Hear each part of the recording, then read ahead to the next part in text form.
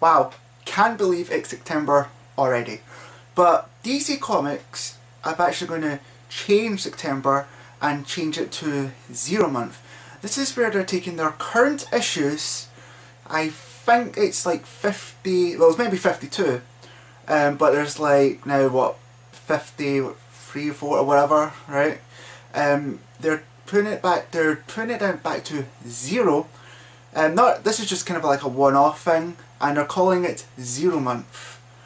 And to me, when I first heard of this, I thought it's pretty interesting, but I think this is a completely waste of utter time because there are some story arcs that might have just finished, and I can't wait for the next one. But there's also some that have just started, you know.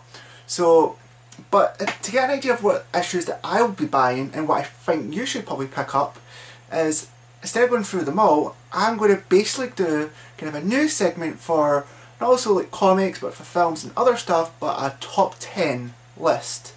And this top 10 is my personal top 10, so these are comics that I will be buying throughout the whole 0 month. So at number 10 I've put Earth 2 into this number. The reason is, right, if you've read the first issue, you know that the trio, Batman, Superman, Wonder Woman, you know, died and disappear at the end of that issue, and I was really kind of heartbroken about it because I would like to know more about this trio from this alternate universe.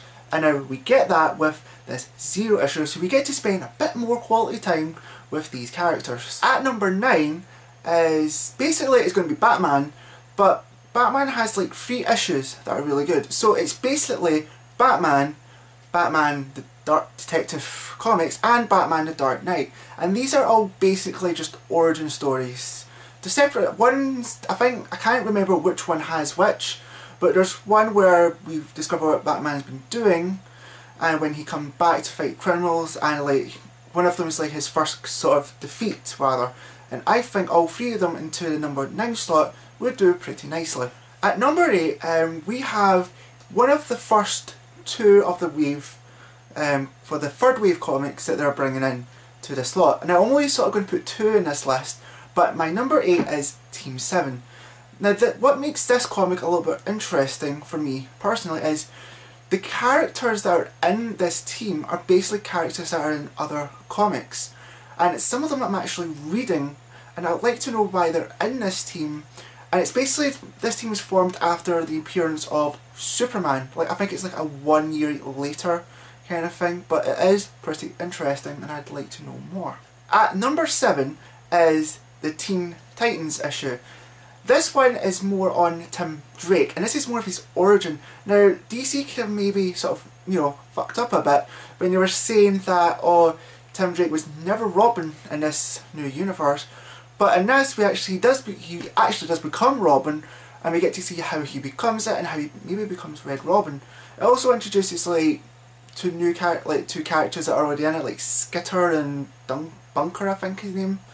But it's mostly about Tim Drake. Now for our number 6. If I said to you, Andrew Bennett, you'd be like, who the fuck is this guy? Is he a Twilight character? Well, he is a vampire, but his comic, I, Vampire, is one of the best DC comics I have read since this new 52 started.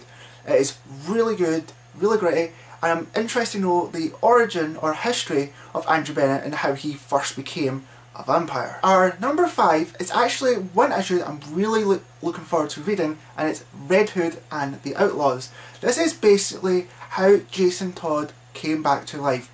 Nothing really much to say about that, so really looking forward to it. Our number 4 is basically my personal favourite DC character and has had a really good run since the new 52, and that's the Flash comic. This is basically, again, it's the origin of the Flash and how he became the Flash, and I think this is going to be pretty interesting. Our number 3 is the last title from the third wave. This is one that seems interesting because it's a completely new character which I actually are looking forward to, but it's also taken from, I think, events from after the Night of Owls, and it's called Talon, and it's basically about a guy called Calvin Rose who's the only guy to escape the Talons, but the Talons are now sort of chasing him. So I actually am looking forward to this, and I'd like to see where if this is going to lead up to the current sort of Batman universe. And speaking of Batman universe, for our number 2 is probably one of the most controversial things that have happened since the New 52, and it's Batgirl. We discover not only sort of Barbara Gordon's origin to becoming Batgirl, but we also discover how she became sort of walking again. And this is the most interesting development since this Zero issue kind of came upon, because I want to know how she became from a wheelchair bound to now walking again, and it's going to be quite interesting when they release it. But our number 1 is actually an issue that I think has done really well since the New 52, and it's also an introduction issue as well. Taking place from straight the events of the annual is Green Lantern. We get introduced to this new Green Lantern, who is claimed to be the first ever Green Lantern, which is quite interesting, and I am really looking forward to reading it. Well, that is my list. I'll leave the list down in the description box, and I hope you probably picked up and probably give a suggestion to any other issues that you might think interesting, or if you think if this is just a complete waste of time like I do.